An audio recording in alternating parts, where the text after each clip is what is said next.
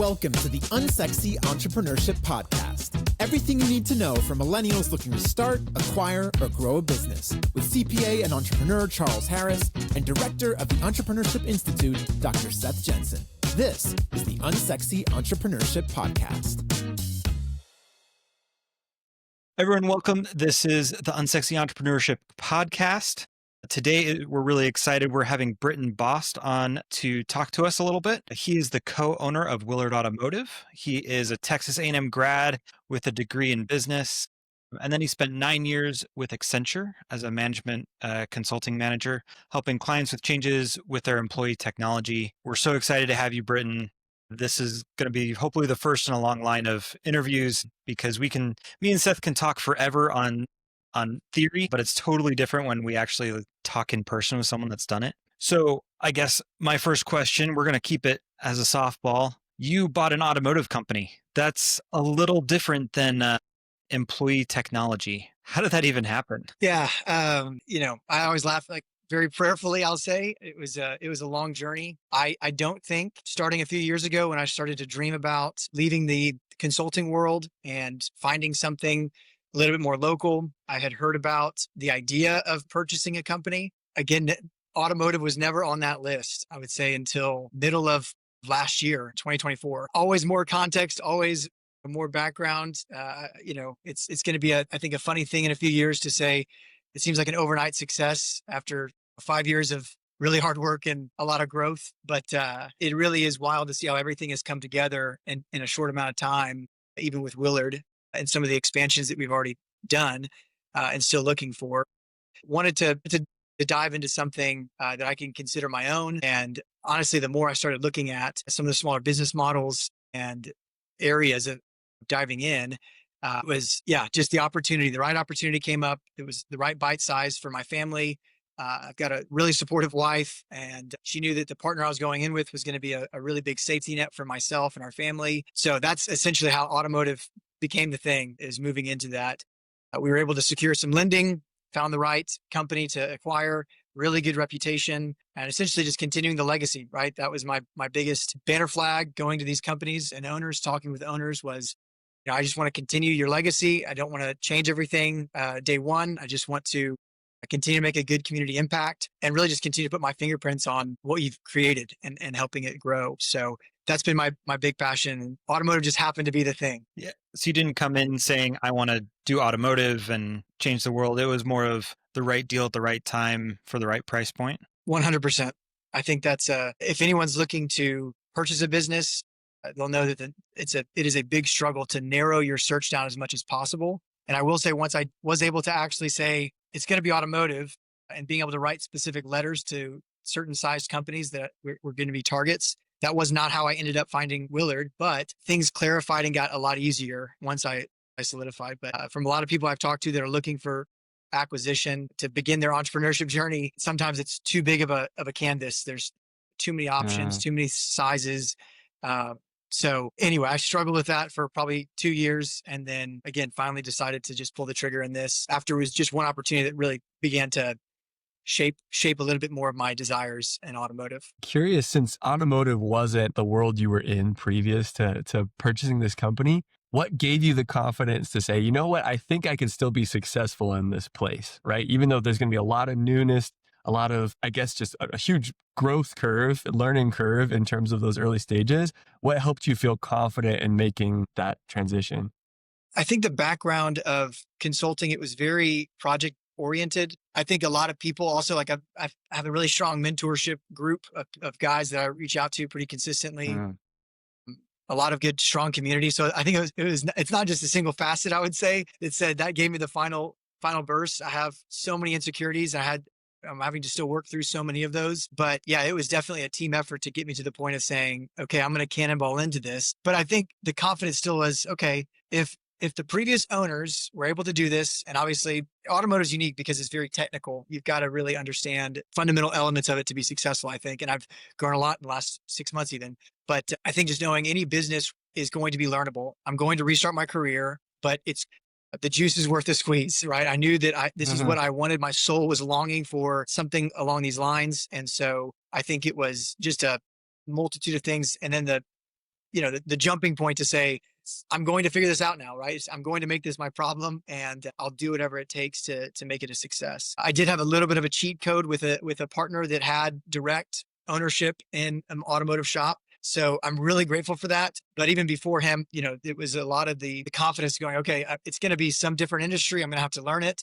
And I was already fairly comfortable with that, with the consulting of just kind of having to orient and rebrand myself into, hey, this is what we need to learn to be successful with this specific client. And so probably a lot of ignorance, Seth. I mean, it's specifically where you sit, I'm sure it's that sometimes that the ignorant confidence can be really good just to get you in the ring and then trial by fire. Well, I just to highlight a few points you made there that I think are so important for people to understand is I think you realize, you said something to the effect of like, somebody was already doing this job before I took it over. Like, it's doable. Like, if they can do it, I can too. And There's going to have to be a lot of learning.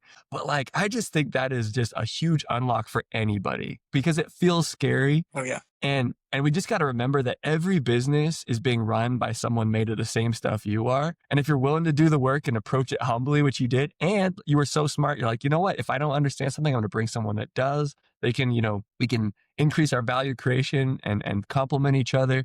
But I just think that's such a huge unlock for people that are sitting at the precipice trying to decide, oh my gosh, like, am I capable of this? Just remember, anybody you can, somebody's already doing that job. Yeah. So I'm going to ask you a next question. We'll just keep moving forward. He'll jump back in when he can. So I was really curious, how did you find your partner, your co-owner? Yeah, he began in just the season of mentor. He was someone that was a bit of a unique person in my life. When I was growing up in the small town, he was actually a college student. And so I was in a small group at the church that I attended. And Luke was my college leader essentially for that group. And so it's funny that we actually named our entity the same name as that group. It was called Zeal Auto. That's what we call ourselves, but I was a Zeal Group back in Bryan College Station. So that's how we met each other. We reconnected in Dallas. Years later, he moved to Alabama and we just, stayed in contact. And so he was someone that at least lived out that archetype for me and said, this is possible. He completely changed his career. And I thought that was really cool. He was also someone that I think has a lot of fun with work. I remember seeing Facebook posts of his with the employees that he worked with, and they were just like having a blast. They were doing funny skits. They were, making lighthearted of work that's probably really hard and stressful. And so I always looked up to him for that. And then again, just as I was looking through deals, I would run things past him. And then eventually, I looked at an automotive deal and we started getting more serious with it. And I was like, there's a lot of, boxes that this is checking for me. And he almost assumed himself into it. He's like, well, I'm going to be there. And I was like, oh, I guess, we could be doing this together. It was funny. That wasn't even on my radar. We started talking through the details of that. And it's still very fluid. I think he's wanting me to be able to satisfy the desire of ownership and to really, put my name behind something. But ultimately, again, this is major transformation for myself to go, what do I want now out of this world? Do I want to be just an HR consultant kind of thing almost and go around to different shops and encourage and build up culture and team, which I'm much more of a people person than an operator. My partner is the opposite. He can be a good people person, but he's a very strong operator that still loves people really well. But we have very complementary skill sets and giftings. So it's worked out really well. That was a long answer to your short question. Yeah, no, you're good. Well, it's just so interesting because from my perspective, going in with a co-owner kind of offsets some of the risk involved. 100%. And entrepreneurship through acquisition in general takes away some of that risk. And then adding in someone that has done it before, who has that experience, it's such a cool opportunity. And I just don't see it very often. And so I was kind of curious on how you even came to that and how people can replicate it too, right? Because that's the key. Is I'm sure someone listening is thinking, I don't know anything about automotive. I would love to run my own business, but kind of making that jump is really scary the first time. Yeah.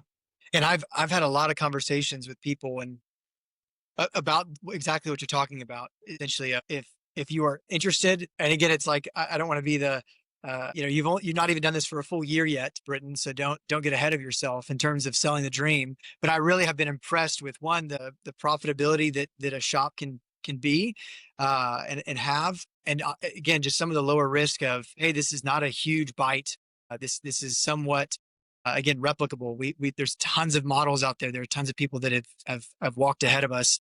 There's a lot of, I mean, mechanic talent is definitely a unique, element and problem to solve. But I've already pitched a lot of my friends on, hey, basically save money and let us back you, let us help you get over that hump. And then essentially either that would be a long-term partnership. We don't want to franchise. Some of the franchise models get us a little bit icky. And my partner has some negative experiences directly with that. But to your point, to get someone over that hump of saying, I want to be an owner of something, I want to completely change my trajectory. Then I'm very bullish on using people that are already doing that to enable you. And again, that might look a million different ways, but I think the most fundamental element is that trust factor there. Is that somebody that they always joke about it, someone you're getting into bed with almost. There is a lot of Absolutely. a lot of trust that's needed to be able to split profit checks and make decisions together. Again, we had a lot of background, so that helped with a lot of that. It doesn't mean that there's not always, difficult conversations to have, but anyway, I think it's a huge, huge blessing to have someone that's walked ahead of me already in this. Yeah. So I guess kind of more into the nitty gritty of it all, because I am an accountant. I'm curious on, did y'all go in 50-50? Was there seller financing on top of that? Because I imagine he's coming from a shop already. Did he just have the capital and he's basically financing it and then you're running it and then a 50-50 split? Like, how did those conversations go? There was a lot of probably just conversations. We've written things down. My wife was a little bit more stressed of how many things were not as well buttoned up as they should have been and could have been. So don't take that as a replicate. So essentially we started off with an understanding that I would like to have 60% of the company, just to have like a majority share. And as time has gone on, there was actually an interesting kind of middle ground at the beginning of an operator that's now an operator, co-owner with myself in Alabama. So we can talk about that story in a little bit, but he was actually receiving some of the profit share just because he was an excellent operator. I was able to learn in the background while he was just running the shop for the first 3 months. And then he kind of cannonballed into his own opportunity that we can talk about later. So as we were looking at Willard, the price was, again, nothing more significant than the average home price in DFW. For a standard, I would say 3.5 bedroom, 3.5 bath, which is still expensive. It's still not. It's not free by any means, but that was a big unlock for even my wife to say, hey, instead of us purchasing a new house, this is something that's actually going to give us, income. It's going to be a big shift in our career in life. And I would say that, it's been great. So anyway, more of the details. As we were closing, it was about 60-40 split. And we've now actually gone 50-50 based on where we are with effort. So he's in the shop every day with me. He's solving problems with me. And again, he has a lot of operational giftings. And I did not know that even as we were on the onset, because he had already come out of the franchise model and was actually helping operate a few shops still in Alabama. And so anyway, I just had not had that much experience working with him. And now we are essentially still just having the understanding of whoever is putting in the more effort. So down the road, if I become more of a passive investor, I would essentially scale my profit share down and vice versa. If he wants to scale back, he's got a little bit older family, but the hope is that we can actually be pretty fluid based on how much we're actually pouring into each of the entities. Anyway, that's probably a more messy answer than most accountants would like to hear. But yeah, that's messy. Yes. It's always messy though, right? I mean, it's very rarely, every situation's unique and every relationship. And it's good. It sounds like for you, what really helped this come about is it sounds like you had a relationship previously Huge. that was already strong. You'd seen each other in action. And that greases the wheels so much because like you say, this is a marriage situation. This is, and I've often heard, it's interesting you guys have landed on 50-50. The advice you get a lot of times is do like 49-51, just so that there's like a clear decision maker. Point. But in these situations where you really have that trust established, it's much easier to be more fluid. Certainly, there's so many horror stories in these types of partnerships and relationships. So really going in with someone you can trust is a must. Yes. And having that track record of each other is so important. And then crafting agreements that everyone feels good about and are motivated by, and are really important. So it's cool to see that. It sounds like for me, the unlock for you was that relationship, that confidence you could go in, and then you've discovered new benefits as you went along. This kind of operational capacity and things like that. And I'm curious to hear a little bit.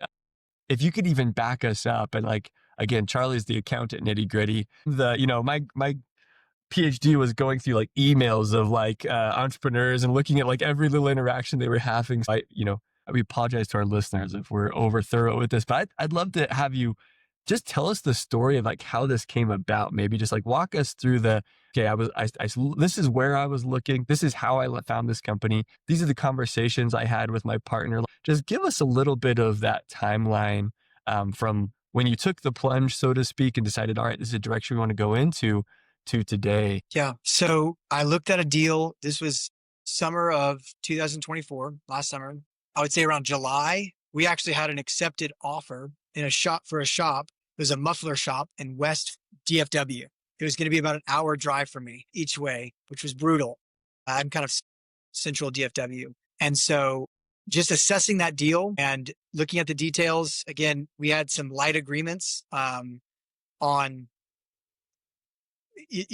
how would we structure this? And it was still like, I was still very skeptical because I'd been under LOI maybe 3 or 4 times, and then due diligence essentially killed the deal. And so I was like, we're going to look at this. I have a really good connection with the owner. I have a teammate that would be joining the team, like my partner. And so I was like, this, I think this could work really well. And then long-term, I either move over there. And so it's really during the due diligence of that, started to fall in love with the industry more and more. And it was probably early August that we have a call. And this is, again, maybe more of the details, but we had essentially found a mishap. And I'm sure this is anyone that's looked at businesses before, the way that things are presented, the way that the broker says that. And then as you look at the details, absolutely, there is so many, and especially the smaller deals you look at, the hairier the deals, right? And so we basically just found a big tuft of hair. And I said, hey, I think there's more hair and this is not as clear cut.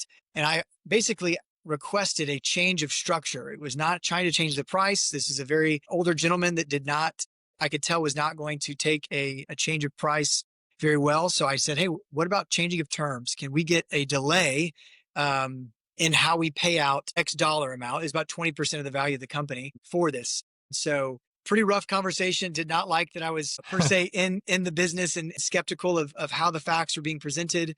And honestly, just finding a big problem with the business to say, this is not as profitable as a company. And I was not, you always have to be careful how you say things. So he pulls the seller and the broker pull the plug. It was very frustrating about how they did that. And again, I felt like I had good rapport, and then he just ghosted us completely because I thought we were getting pretty close to finding a solution. So at that point— And Brittain, real quick, I just could, if you had to estimate for someone that's thinking about taking a similar path to you, how much would you tell them they need to allocate for the homework period of finding that business? Because you just described a ton of work to go into deals that never came about, right? Like never saw the light of day, but still days, weeks, months of effort on your part. What would some expectation if you had to tell your best friend, all right, just so you know, give yourself this much time? I would say easily, if you're starting from scratch and you're just hearing about this seems like an interesting concept. From an expectation, 9 months to a year of gearing up. And I don't know if that would shock some people. My journey took a little bit longer because of a few factors, kids included. But anyway, I would say 9 months to a year, you should be able to refine your search, find what you would like, and execute on a deal within that time frame. There's a guy I would love to just sing his praises on this podcast is Richard Parker. He has a kind of a playbook and a coaching program. I know that there's a lot of others out there, but he was very no frills and he's just very basic. And his whole thing was, here's the path to take. And so I discovered his program, I would say, in the middle of my journey, and still was a huge acceleration to actually help me. Nice. Again, have the confidence to say I have enough information now to pull the trigger. But sorry, I'm talking too much again, but 9 months to a year. No, that's perfect. I would say because it's a big journey to assess deals. It's an emotional journey. That's probably the other big insight I would tell a good friend of mine is to say, you're going to feel like you just had your heart ripped out and you just lost a lot of time because something did not come to fruition that you were really set on. There was the big fish that got away from me was actually a printer company that my partner actually jokes with me often of like, I mean, could you imagine if you got into that printer company? And I was like, I still dream about it, man, because I thought it was awesome. And so there's always the big fish or the girl that, that got away. But anyway, patience and endurance is huge for people that really are trying to make this dream a reality. And the statistics also, I think, Seth, your question of how long does this take? I think the other question is who is actually successful in transacting. And Yeah. again, from what I've heard in a few places, and Richard Parker discusses about 90%. And I think from what I've heard, I've talked to some really smart people that have still not transacted. And not to say their intellect has crippled them, but I think sometimes you can overanalyze a deal Yeah. and nothing looks great, right? Every small business is going to have the hair on it. And so you've got to be able to make yourself comfortable with the risk and pull the trigger eventually. So anyway, we're getting into details, but No, that's perfect. Thank you for that insight. Because I think people don't realize, again, like you say, the emotional, expense of going on this journey and how long it takes to wear that detective hat and try to suss out where the skeletons are buried and everything like that. Because once you've got that ownership, then it's your responsibility and you can find yourself in a company that's not even profitable or in really, tough legal straits or whatever it might be. So thanks for that context. I think that 9 to 12 month expectation is really good for people to hear. Okay. So yeah, sorry, continue with your journey then. jumping back into the journey, once that deal fell through, I actually had plane tickets booked to go to Alabama and see an operation in full force for about 8 days. And so it was that night that I sat down with my wife. I said, hey, I'm still going to go to Alabama because I think that there is still potential. One, that this deal he could come back to us, the seller could come back to us, or that I think I'm just going to select automotive. And again, this was still a time that I had looked at a myriad of companies and only one of them just happened to be automotive. But this was the closest I had gotten to getting trained, getting exposure. And just honestly, it was very intriguing to me to have a community of guys, even in a different state, that were doing exactly what I wanted to do. And so these were my partners in Alabama. And I got to go out there and I essentially was in a very much of a limbo situation and having to process quite a bit of going, am I going to do this? That trip unlocked a few really, really interesting insights for me. I think as people think about what are they looking for, technically on my paper, right? Everyone has a plan until you get punched in the mouth. On my paper, I wanted a niche product or service. Automotive repairs cannot fit in that hole at all, right? That is the opposite. There is, even in our area, we've got probably 20 different shops people could go to. And then the other one was an element of retail. I did not like retail. I did not want to be attached. I wanted B2B, right? And again, everyone has these great pictures of these unique unicorns they're looking for. But again, I followed the process. I said, hey, let me look at this more intentionally, take the time. And I really fell in love with one, the heavier customer interaction. That was something at my last company I was really starved of. I only got to interact with a few people every year. They were considered my clients. And ultimately those relationships would stop because they'd be in a different state. Right. And I was on to a totally different industry, totally different, subset of people. And so the networking was really awkward and just did not match with, I think, who I was created to be. And I love the idea of actually having a relationship with these customers that are bringing their cars back, that are sending their friends to me, and just kind of having a nucleus of an operation and everyone working underneath the same roof. That was the other thing. And during that trip, I said, I love how the technicians are coming in and we're problem solving with the technicians. We're finding a solution to call the customer back and saying, hey, this is what your vehicle needs. And here are the benefits of it, right? I'm not just calling you as a grumpy old person. Hey, it needs control arms, fix it. And there can be somewhat of a negative, perception on the industry because of that. And so there was just a lot of interesting insights that trip unlocked for me. And then ultimately at the end of that trip, I knew that deal was dead. And I had the decision of, okay, there's another element of this because I'm still working full time at my company and I'm taking PTO for this trip. And essentially I was able to, and again, this is just, I would say God's provision and direction in my life. I was able to take a leave of absence. But again, that was another decision point to say, instead of trying to find a new project, because it was at the time of transitioning projects, it's just all perfect, horrible timing, but I'm glad it all worked out. Instead of finding a new project, I had the next decision to make of, I need to go on a leave of absence. And I'm just going to go find a job at an automotive repair place. Like I'm going to go be a service writer. I'm going to go be a manager, whatever they need. I'm ready to start making the commitment to this industry to make that whatever the business is that I actually end up buying, I want to make it a success. And so that was another really scary moment of going from a really nice standard income with great benefits to, hey, I'm actually putting pause on my career and having to have kind of vague conversations with my employer of what I'm doing. But essentially, I was able to find a short-term stint with a franchise actually a high volume shop and essentially just get 3 months of drinking from a fire hose, horrible hours. The shop I work at right now is 8 to 5. That's a little bit generous in the industry. Normally it's about 7 to 7. And this was a 7 to 6 shop. And so I was working remote. My wife could see me multiple times throughout the day with my young kiddos. And I go from that to then every day I'm plowing in. And so there was definitely a lot of moments of, oh my gosh, what am I getting into? And do I want to get into this? And then again, just the dedication, determination to saying, this is how I get on base. This is how I make this a success. And that resolve of going, I have to make this a success. I can't afford to let my family down, and I need to make this a financial success, right? To continue to pay bills and such like that. We had good reserves, just other accounting practical elements. We planned well in advance for this. And so it was not until the middle of that time of working at this franchise that I found Willard, and it was listed on a public site. It was also through a niche broker that only lists auto shops. And so we liked that. Some of the other auto shops that we found, they were listed on some of the bigger brokerages. That's a whole other conversation, working with brokers. But this was a really neat broker, very understandable. And anyway, sorry, there's a lot of details around, multiple price and all of that. But essentially it was a well-priced shop. And Seth, I'll take a breathing space for you to ask a question. Yeah. Well, again, it's so fun because, I'm hearing your story for the first time, but I think it's such a good case study for people who are thinking about this as an option, because I think especially our generation, a lot of us haven't been in industry that long.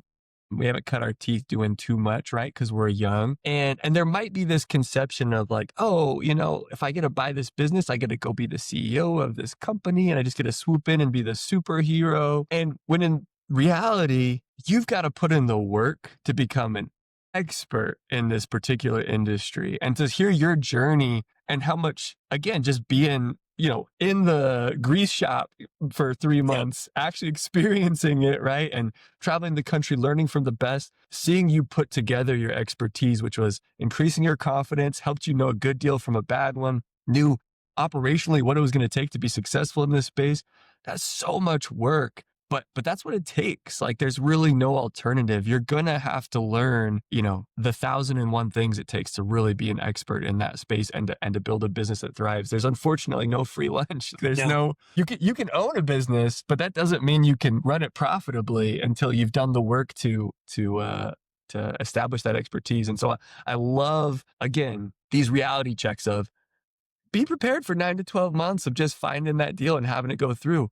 And also be prepared to do the back-breaking work of really understanding your industry to a level where you can add value and be confident as the leader of that organization. So thank you for, again, these details I think are so helpful, because it really gives the context someone needs to know whether this is going to be right for their family and whether they're willing to put in the work that's necessary to be successful in it. Yeah, I think it's really interesting too. I don't think the majority of people would take a job to prep themselves for buying a company. I think it's brilliant.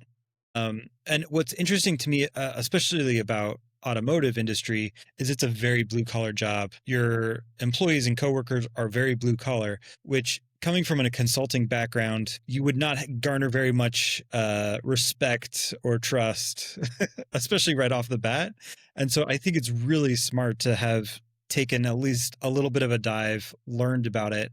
You can at least talk intelligently, right? You're not just coming in as some investor, I'm just going to make a lot of money and leave, because I've seen that a lot too. And there's definitely, again, a lot of different perspectives and almost, I would say, entry points into the ETA, entrepreneurship through acquisition. And so I know that my entry point is definitely going to be a unique one, but I think it's hopefully showing the accessibility, obviously with hard work. And again, I would say it's like, if you want to do this, do whatever it takes. And so that might be for somebody taking on a little bit bigger loan than they were initially thinking. There's always going to be some level of risk that you're going to have to jump and get comfortable with, so long as the numbers and so long as everything makes as much sense as possible. That's why I think community is huge, to have not just, again, I know there's search funder out there that has their own, presence and such like that, which can provide a lot of confidence, but people to really walk into the details of the deal with and make sure that you are making a wise decision. Because there's a lot of unconscious biases that we come into any assessment with, and it's a big decision. So I think the community element for this, right, was just rapid assessment, doing a lot across the board and making sure that this was going to be a good fit for me. And so anyway, just to add to that conversation. Yeah. So a Love it. weird question from me, like obviously automotive, you couldn't do this, but did you think about starting from scratch instead of buying a business? Yeah, I did. I thought potentially I could start some sort of small business consulting. That was a big desire. I love talking with people, love talking with owners. And the more I sanity checked that and just had a few conversations, and maybe 20, I surveyed even my local area to say, hey, who would be a small business that would want someone with, a finance degree, someone that could have unique experience with technology and numbers, assessments, et cetera. And anyway, that was a very quickly, failed experiment essentially. That was like, these people are so much in the throes of the world that somebody that's coming from the outside that's like, I can fix your life. And again, I think a CPA is a unique position because I'm providing a service and an expertise. But for someone that's so unknown, I'm going, what I'm coming from Accenture Consulting, I can't just start that replication up overnight. And there's going to be $0. And the more I found out about why would you buy an existing business, I really did think about that a lot. And Richard Parker really helped solidify that for me. Is he goes, every business that starts off is a bad business because you've got no customers, no money. Yeah. And you can't take a paycheck for the first multiple, months. He goes, but if you can buy a good business to make it a great one, you buy the business on Monday and then you take a paycheck on Friday, somewhat tongue in cheek joking, but he's just going, when you have existing customer base, people calling the number, people that have already done the painful work of founding a company, it's like, why would you not take advantage of it? Or why would you not utilize that platform? And so a lot of it was just very practical for me to say, I've got a lot of ideas and unfortunately those don't always land in great places. So to have something that's already tried and true, and then I can add my ideas to that is, I think, what was my personality, what my skill set needed, even just to focus myself, right? That I wasn't trying to spin up 4 different businesses just to keep food on the table. So yeah, no, that's that how makes I'd say. perfect sense. And I feel like I'm guilty of it too, right? Like I'm at the point now where I'm just trying to spin up every business I can think of. I was talking with my father recently. We have to get a septic system installed somewhere, and it has been a pain to get a septic installer to file the right paperwork and all these other things. And so I've just been joking with my dad. I'm like, hey, like, let's just start a septic company. Like, we can do this. How hard can it be? Like, we'll have to find installers and all this thing. Anyway, my wife cut that off pretty quick. She said, you guys should look for one to buy though. I did look very seriously at 2 different septic companies. They're good businesses. They're very, I think, as far as I understand, very profitable. And literally it's the dirty work that nobody wants to do. It's a necessity. And I like that avenue of, hey, if I'm trying to start from scratch, I'm going to be pulled in a million different directions, trying to do a million different things. And instead, if I can focus all my energy on one thing that's already producing, I'm a lot more likely to see success long-term. I think that makes a lot of sense. And you mentioned it was a good fit for your personality and kind of your skill set, which I think is true. Someone that, and again, this is a broad generalization, right? But the operationally minded can get so much traction so quickly in an ETA setting, right? Where there's a concrete project right in front of them. And there's places to channel your creativity and your organizational talent and your willingness to go in and learn deeply and improve. Just having that thing in front of you to start tinkering with and experimenting with and building from is powerful. You can create value so much quicker than having to go through the entire time. But there's those people that have a vision and they want to bring it about, and we need them in the economy too. So thank goodness for them. But I think you described that opportunity so well. What surprised you, in the first 6 months of having taken over the company? What were you not expecting, or what did you learn? I would always, and I think if you ask a lot of my closest friends, they would say Britton's a people person. Brittain enjoys working with people. But I think what surprised me the most is the way I've described it is a thin skin. I think working in the consulting, everyone's very professional. And honestly, I was able to prepare so much beforehand for a conversation that was going to be difficult potentially. Again, it was just always hyper professional. I could use some big words and everyone's nod their head and okay, we're good. But in the real life, oh my goodness, just dealing with conflict right then and there with a customer, right then and there with an employee, and just realizing how much I would try to shrink back and go, I don't know, I don't want to deal with this. So I was so surprised of just how much my leadership needed to grow. Obviously, I think it's not like I'm a hothead. There's more character flaws I could have, but I think getting thicker skin is something that was not on my radar. But I would say now looking back, the last 6 months, I'm going, thank goodness I've grown in that. And I need this. If I'm going to be a successful entrepreneur for the rest of my life, I needed this to be able to push through hard conversations and honestly just stand up for myself. That's been a huge, huge surprise that I never would have expected. Would have been, feet to the fire very early on in my journey with this. So that's been the biggest surprise. Man, I love that.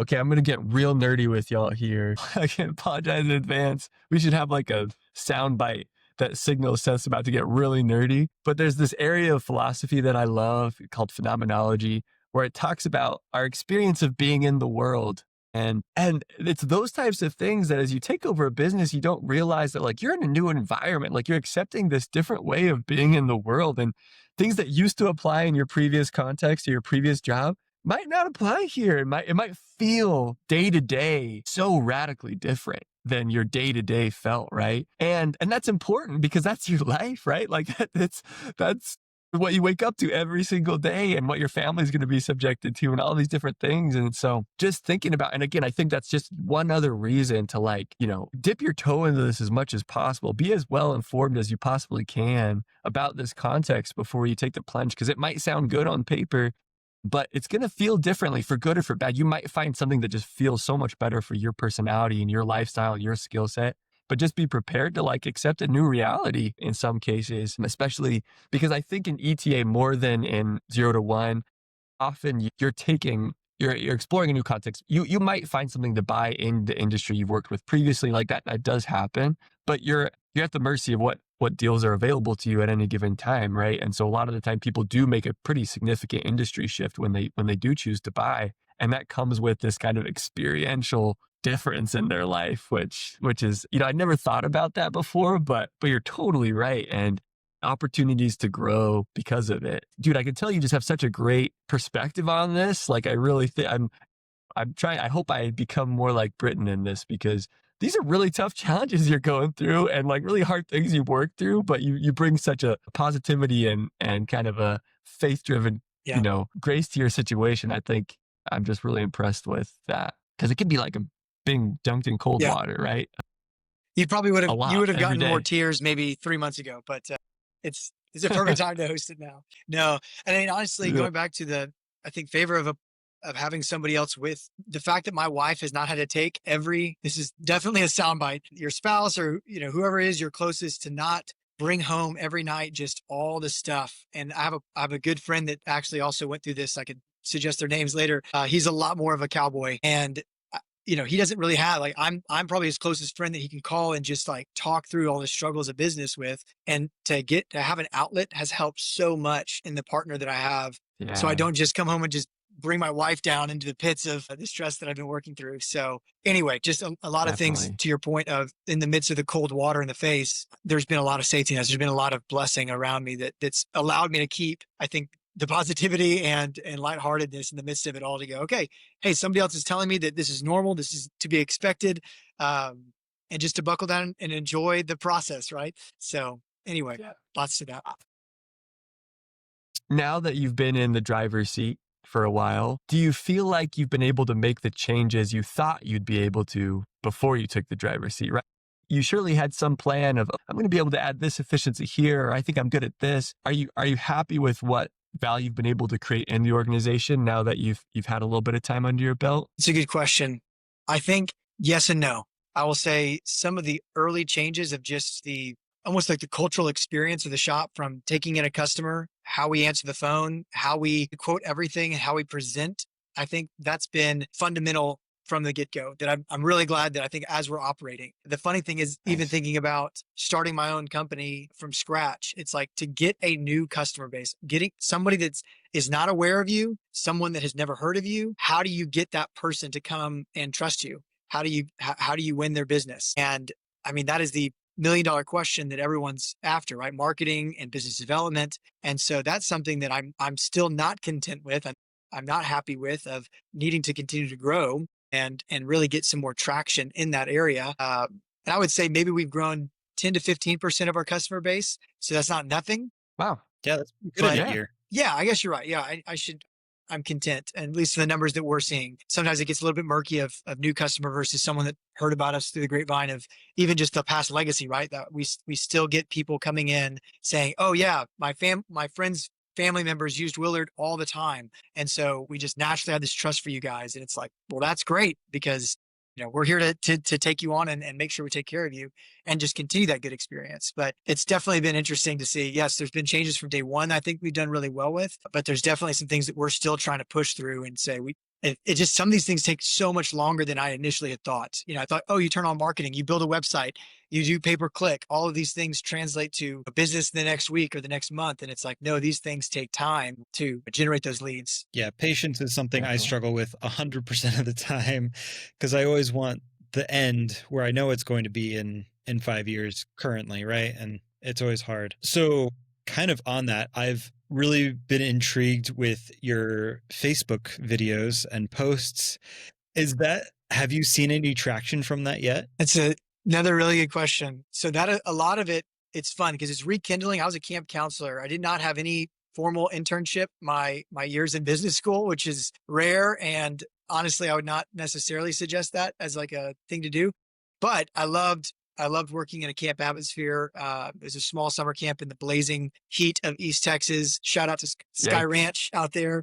But it was high energy and we did skits all the time for kids. And so it's really fun. I was rekindling a lot of those, like, again, creativity and let's do something goofy in the midst of a really stressful workday to blow off steam. And honestly, just to keep it centralized on, again, we're just our brand. We want to present ourselves as a very different shop, right? It's not something that is overly professional, right? We're not going to be so super buttoned up, but it's someone that you can know and trust and honestly just be lighthearted with when it comes to, hey, it's a very daunting thing to get your car repaired. You're potentially paying thousands of dollars to the shop. And at the end of the day, hopefully they see through the social media presence we have is this isn't going to some greedy private equity group that is trying to gobble up money for whatever it is. Like these are going to real guys with real families that have real senses of humor. And I would say it's translated one, I think just from a brand awareness, we've gotten a lot of good, even just people that we've interviewed, people that we have spoken with that have just kind of gotten connected.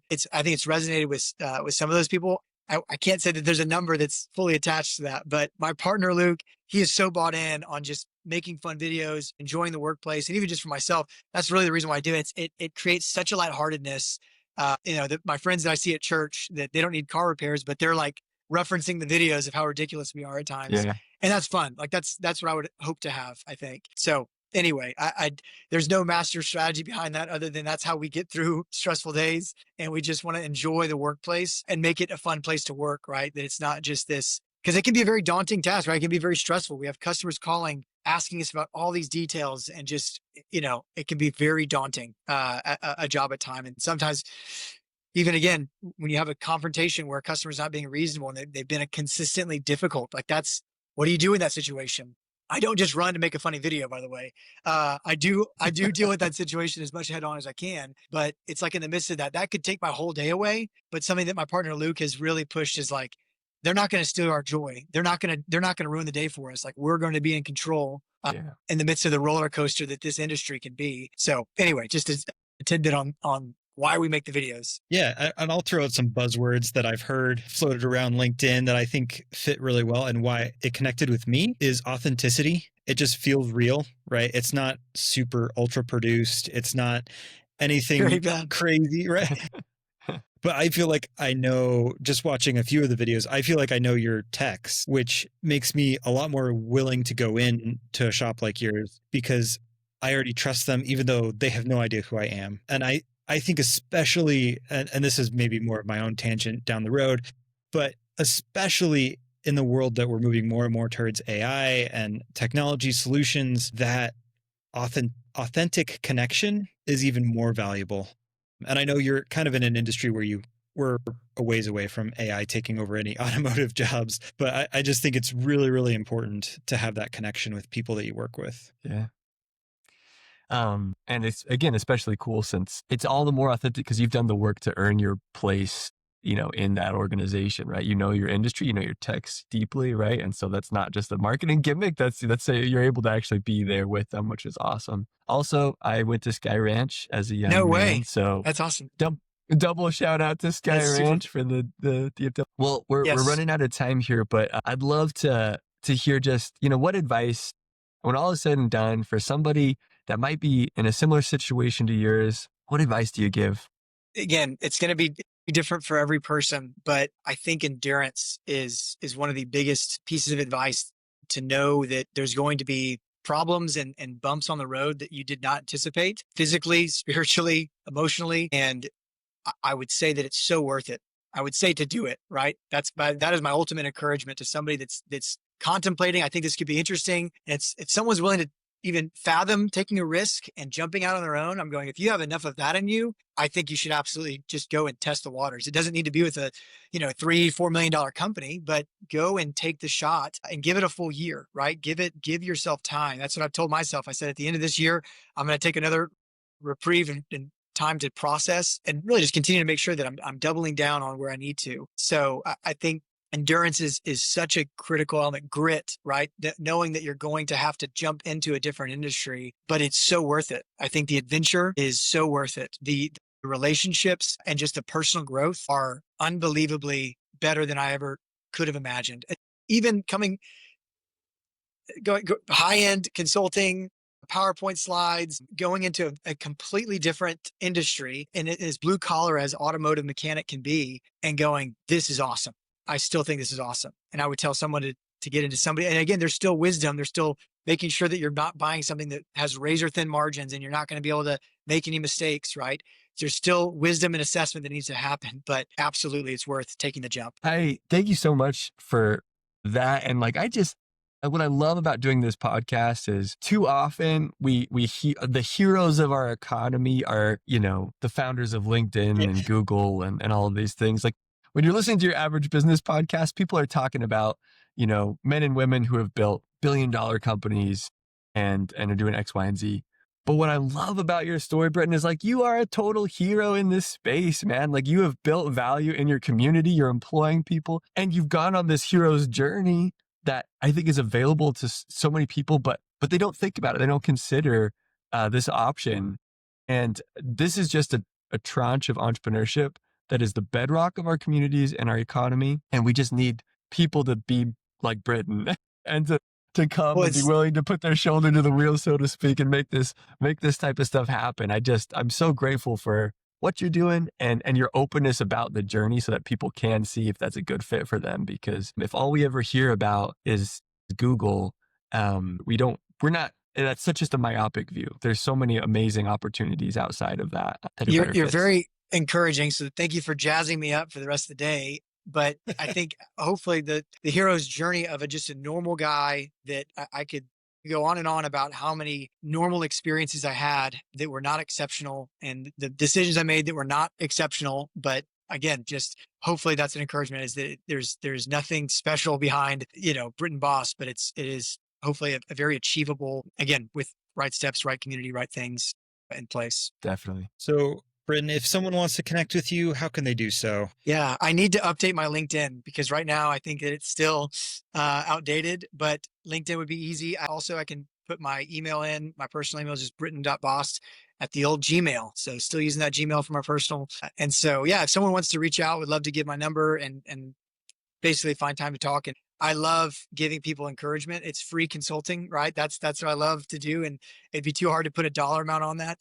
But yeah, if someone is genuinely interested, or someone that wants to even start a branch of Willard here in DFW, let's get on the horn and talk about it. So I want to be as accessible as possible.